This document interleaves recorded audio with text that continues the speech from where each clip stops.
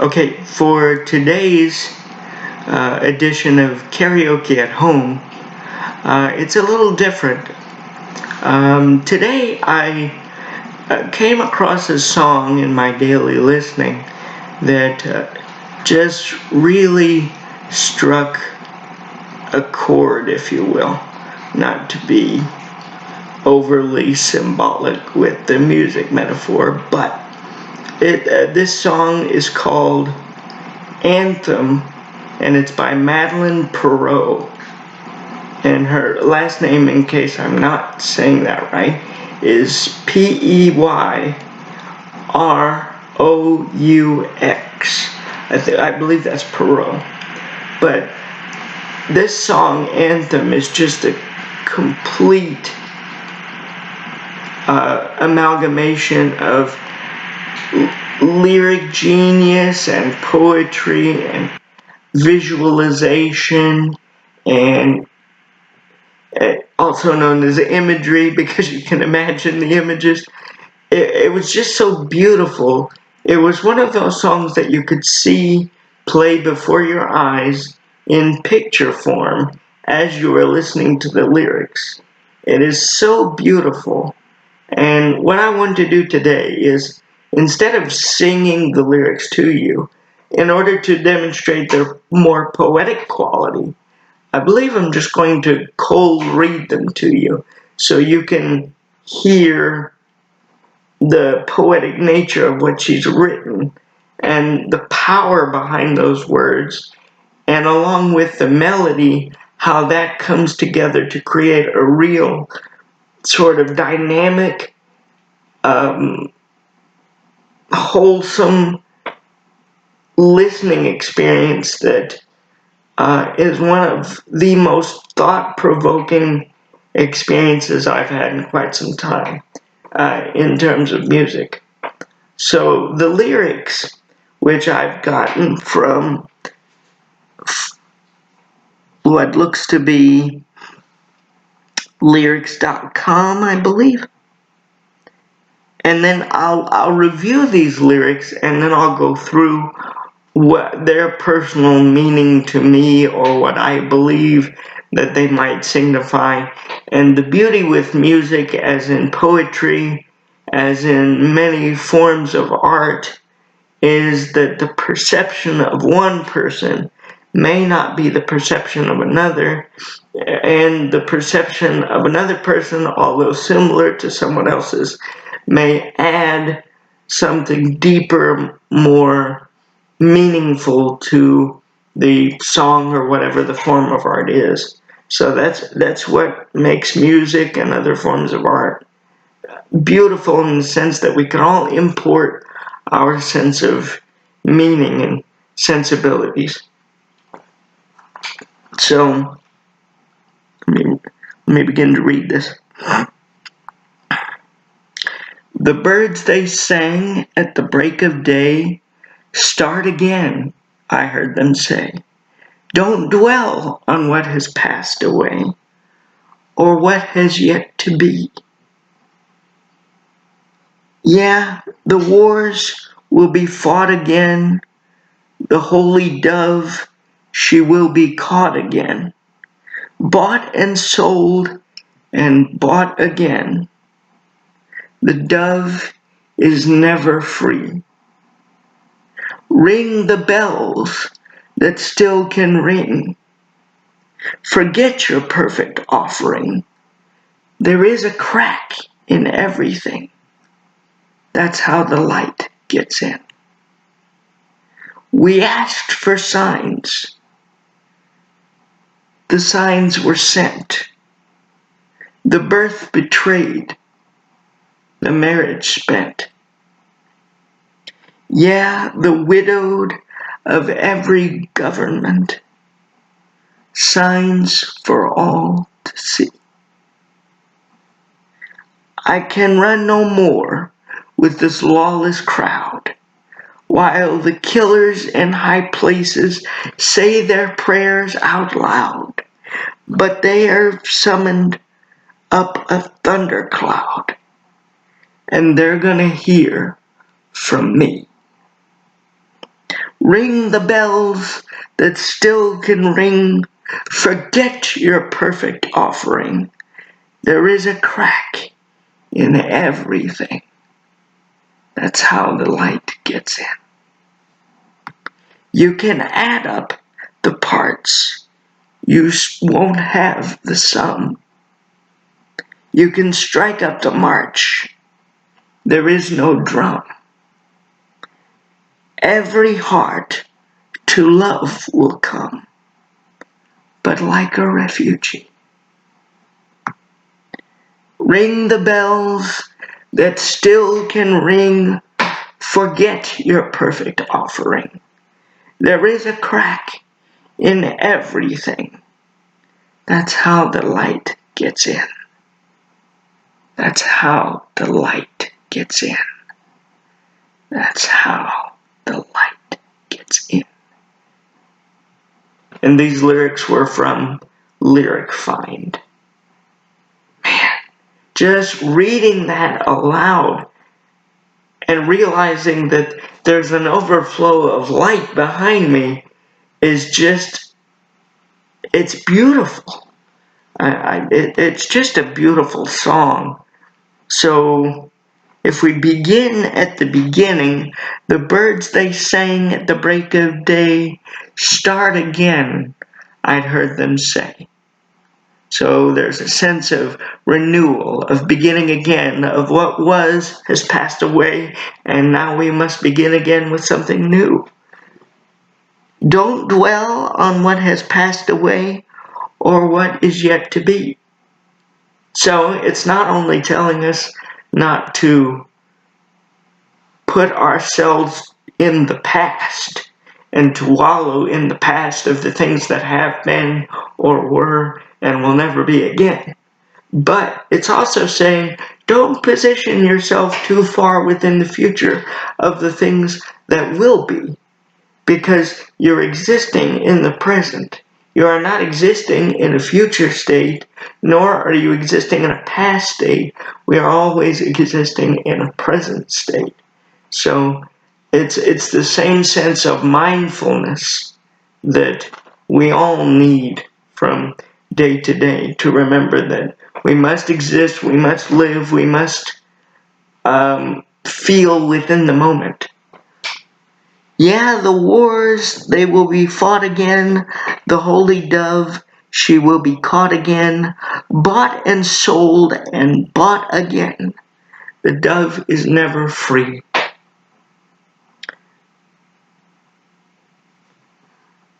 This is the hardest part, really, to consider of this, because 2020 and subsequent years, many years, I suppose, have been filled with strife in the world and never-ending acrimony between countries and states and peoples and places and authority figures, citizens. So I think it is saying we're always going to be in some state of conflict. We're always going to be, there's always going to be this exchange for peace. Someone has to give something to get peace, and there will be this continuous barter system of rights, of respect, of diplomacy that exists in order to keep this peace, but it's always tenuous. Peace, in this sense, the dove is never free, which could mean that peace is always in a tenuous state of imbalance, or that peace is not free in the sense that it always has a cost that we might not consider. Maybe in a micro sense, this could be someone's inner peace. You have to give something to get your inner peace, maybe of yourself, maybe to someone else, but there's always an exchange, and it's never It's never free from those exchanges. You cannot just be given peace without first giving something. Ring the bells that still can ring. Forget your perfect offering. There is a crack in everything. That's how the light gets in. So, find your positive moments when you have them. Maybe the bells are your talents. Maybe the bells are your sense of motivation. Maybe the bells are your family. Ring the bells that still can ring. Make them sound. Maybe that means just to you.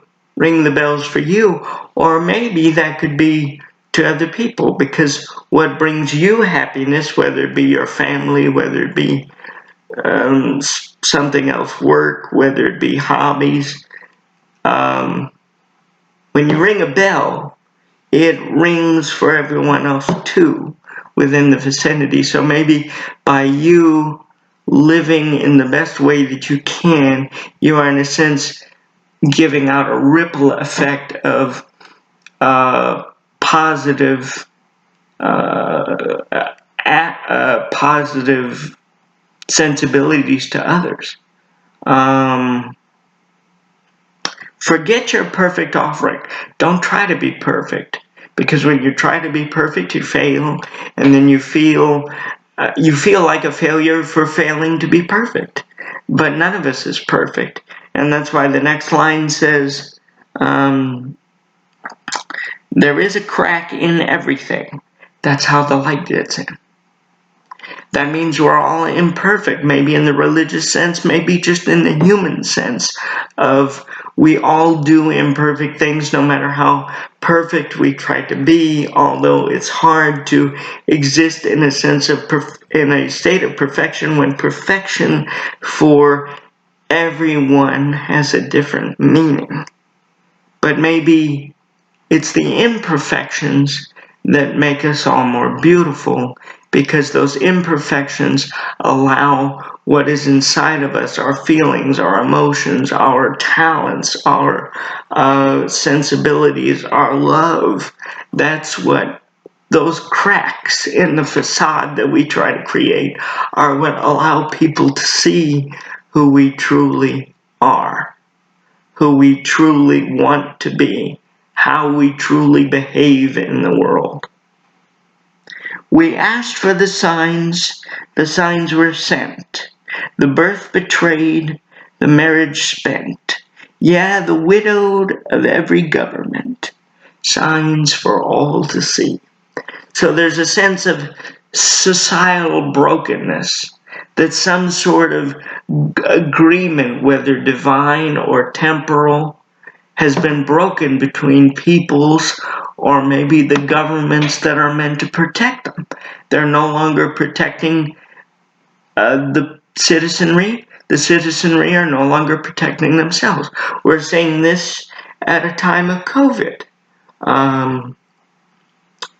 There's not a good, solid foundation of a social contract between either the government and the people, or the people amongst themselves. It's more of just an individualistic pursuit of happiness, of comfort, of feeling that one has rights or responsibilities that only he or she can be responsible for, thus making them irreplaceable. And that there's some sort of strength in sort of standing aside against what might be good for the society as a whole. And maybe we are constantly being shown and told in natural ways. Maybe the earth is telling us in some way. Maybe animal life is telling us in some way. Maybe we ourselves and our own emotional upheaval and depressions and loneliness, maybe those are signs to us as well that we need to rebuild a social contract between one another. Not just with the governments. The governments do hold a lot of power to make war and to make peace amongst countries, but if the citizens within one country are not commingling in a way that is mutually beneficial, and they are not coexisting in peaceful and equitable ways, then we need to rewrite the social contract that exists between us. Because we may think that those are rights that are ethereal, given by a God creator, which may be true. I'm not trying to disprove that fact. I'm only saying that we can bring those to existence if we truly believe that they exist. It's up to us. So we need to reform, rework, renegotiate, as someone likes to say often, the contract that exists between people. Because without that, we just sort of live individually for ourselves, and society as a whole, as a collective, suffers. And my phone went blank.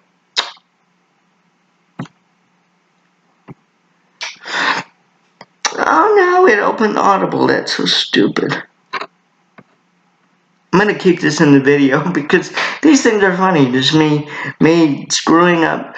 See, don't try for your perfection, because your perfection ain't coming. It's not coming today. It's not coming tomorrow. You may strive for it, which is great. But like those cheesy posters say, if you reach for the moon and you don't make it, at least you land among the stars. I hate those. I really do. Because you want to be perfect. But again, since no one can decide on what human perfection may look like for one individual, or even ourselves as a people, we really don't have any business seeking perfection because we don't know what it is. Again, maybe the perfection is the brokenness that we have. Maybe that's it. Maybe it's the brokenness that we have, because it's in our brokenness that we come together. Yes, people may be successful and they may surround themselves with great people, and they may have a cohort of friends or groups of friends, but it's really in our brokenness where we touch something deeper, more human in ourselves and amongst each other. So striving for that perfection is forgetting your brokenness, and forgetting your brokenness is a way of distancing yourself from others. I don't want to do that. So I can run no more with this lawless crowd, maybe referring to the government that has widowed many wives, or the individualistic people who think that their own safety and comfort exists on a plane above all others. Comfort and safety. While the killers in high places say their prayers out loud, but they've summoned up a thundercloud, and they're gonna hear from me.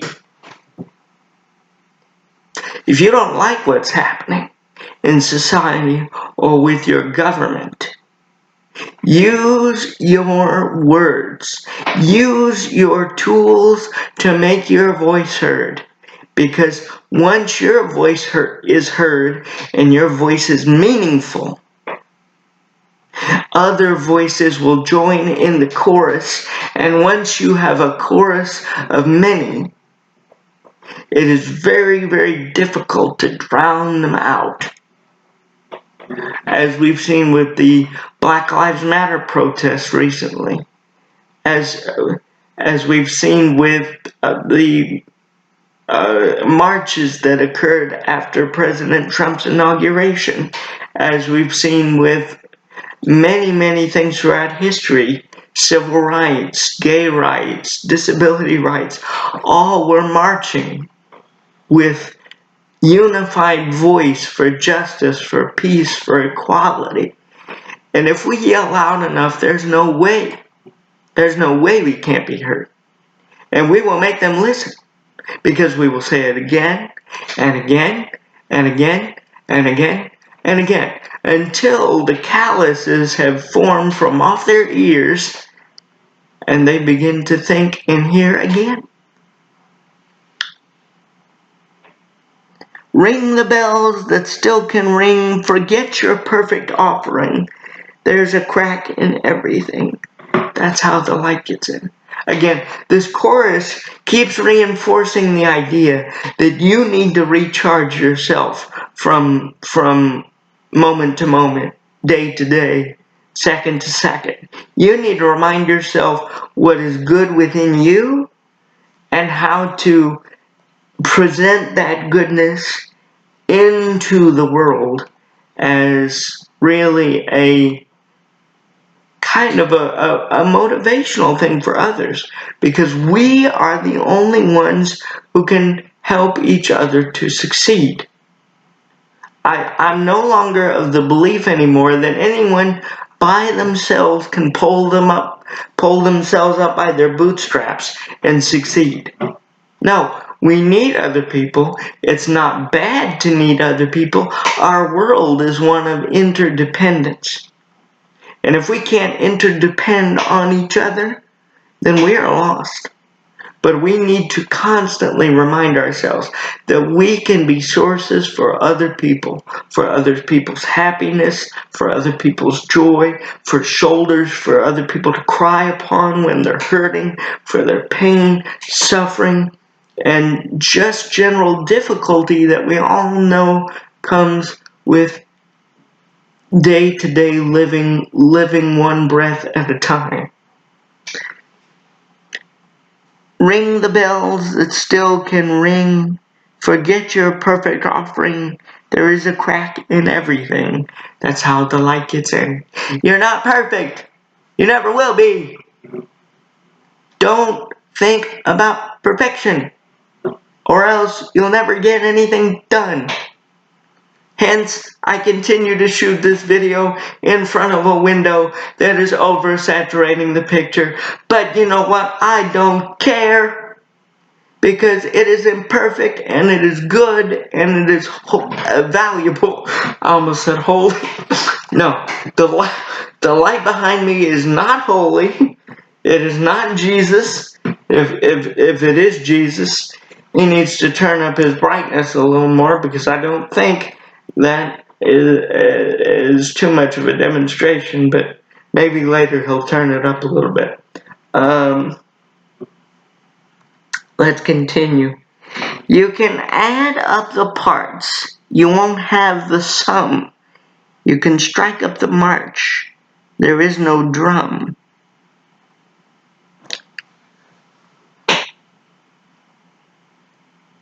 Maybe this is referencing in the sense that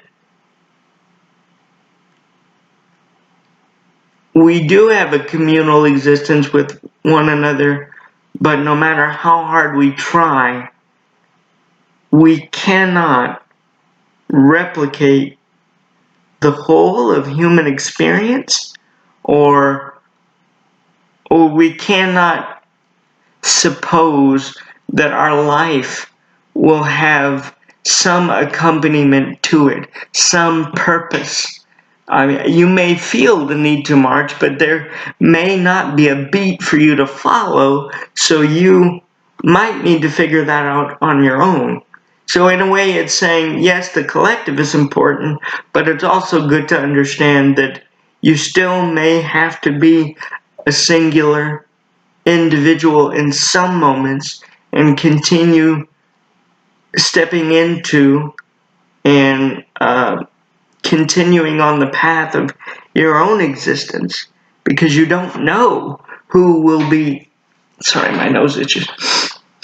What does that mean? Does that mean someone is thinking about you, or someone smells you from across the room, or what does it mean when your nose itches? I know when your palm itches, it means money is coming. But I don't know when your nose itches, what's that mean? Does it mean a booger's coming? I don't know. Snot is on the way. Let's see. Getting back from snot. You can add up the parts, you won't have the sum. You can strike up the march, there is no drum. Every heart to love will come, but like a refugee. I like this idea that we are not finding love, but love is finding us. And love is finding us in a state of need, like a refugee, a state of complete desolation where maybe everything we know or everything we thought we knew has been questioned, taken away, removed, and we are but a shell of what we once were. And then love comes in to give us safe harbor, to occupy those empty spaces. But we don't find it. It finds us. I love that. Every heart to love will come, but like a refugee, you don't come to love without need. If you don't have need for the other person, for the way the other person makes you feel, for doing good for the other person, for loving the other person, for enjoying their company. If you feel homeless in a way without them, that is love. That is love. You, in a way, it goes back to Jerry Maguire. You complete me, which is stupid. It's a stupid line, but it's a cheesy line, but in the same vein, it's also true. True love comes from a space of need. And we, in the relationship, fill that need for each other. And yes, there can be drastic, good Lord, my nose itches. Hold on. Look, it's not the big C. It's not the viral sensation that's going around right now. It's just an itchy nose. I think an itchy nose means you've lied, or someone's lying about you. If an itchy nose means I've lied, someone's coming after me, because obviously I owe somebody money, or somebody might want to break my legs, or I don't know. But obviously I've lied to somebody, and the Pinocchio effect is happening, where instead of the nose growing, the nose is just itching, and the nose will fall off. And then you won't see my whole face in a video, but it is what it is. Oh, I hate that phrase. But it'll have to stay how it would have to stay if I were noseless. Ring the bells that still can ring. Forget your perfect offering. There is a crack in everything. That's how the lights get. That's how the light gets in.